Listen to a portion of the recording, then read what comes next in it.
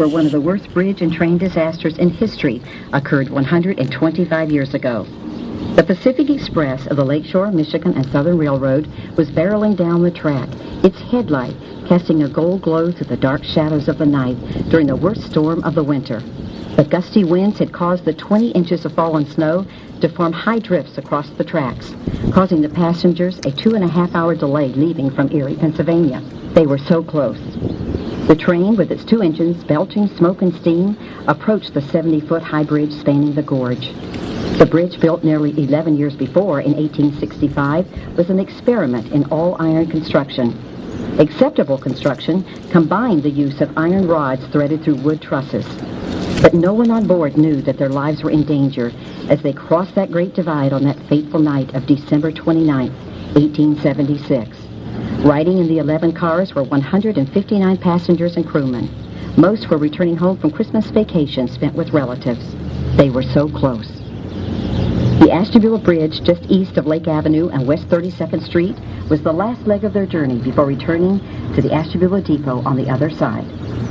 One of the passengers, Philip P. Bliss, was traveling with his wife, Lucy, from his in-laws' home in Towanda, Pennsylvania. A few of his most famous and well-known hymns are Let the Lower Lights Be Burning, Wonderful Words of Life, and Almost Persuaded. The well-known hymn writer and preacher was on his way to a meeting in Chicago with famed evangelist Dwight L. Moody. The lead engine, Socrates, crossed over the bridge from the east. At 7:30 p.m., it approached the end. Suddenly, for all those on board, the world turned upside down. A loud crack was heard as the bridge broke in the middle. The engineer in the lead engine cast a fearful look back and saw the second engine disappear. He hit the throttle full force and in that split-second decision made it safely to the other side. The second engine upended, then toppled on top of the express car, crushing it and landing upside down, its headlight eerily focusing on the crashing wooden cars as they descended on top of each other. Flying debris went everywhere, including the wood stoves and oil lamps. The very things designed to provide comfort now brought danger. A Wisconsin woman who survived and helped rescue other passengers later recounted her harrowing experience in the book Williams Brothers' History of Ashtabula County. Miss Marion Shepard said, "The bell rope snapped in two, one piece flying against one of the lamp glasses, smashing it and knocking the burning light to the floor. Suddenly there was an awful crash. I can't describe the noise. There were all sorts of sounds. Someone cried out, 'We're going down.' At that moment, all the lights in the car went out. I knew that something awful was happening, and having some experience in railroad accidents, I braced myself the best I knew how. I felt the floor sinking under my feet. I thought of many things and made up my mind I was going to be killed." At the time of the crash, there were about 5 small fires throughout the wreckage, with heavy black smoke curling up from the gorge. No one was ever given orders to put water on the fires, so they spread quickly. Without proper direction, the rescuers attempted to remove people rather than extinguish the fires. The cars and victims were engulfed within 15 minutes.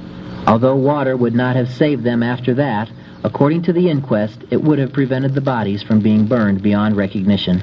The fires burned until after midnight. Ashtabula did not have a local hospital, so a wire was sent to Cleveland begging doctors to come, but because of the fierce storm, they did not reach here until 3 a.m., 7.5 hours after the crash. The freight house at West 32nd Street and Lake Avenue became a morgue.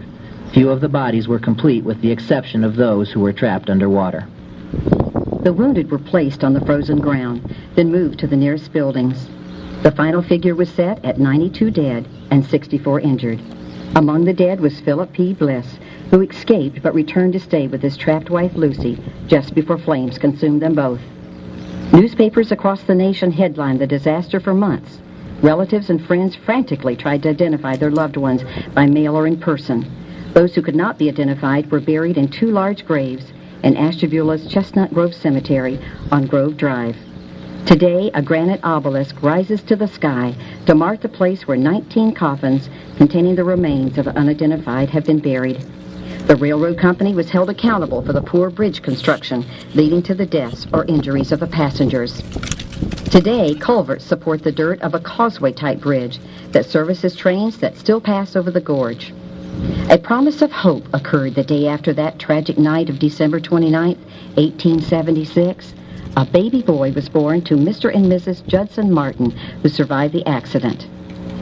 The survivors and rescues are all gone now, leaving only descendants and others to tell the harrowing account, such as this one on the 125th anniversary of the accident. Our community learned from this tragedy. To be better prepared for possible future accidents and daily patient needs, the idea for a hospital was conceived by those who lived through the disaster. They began a concerted effort to bring about a community hospital 6 years after the accident. The humble facility, no more than a simple shed, provided care in this neighborhood just a few hundred yards from the bridge. Through the years, the efforts and hard work of those who cared have made a great change in Ashtabula County healthcare and brought about today's Ashtabula County Medical Center.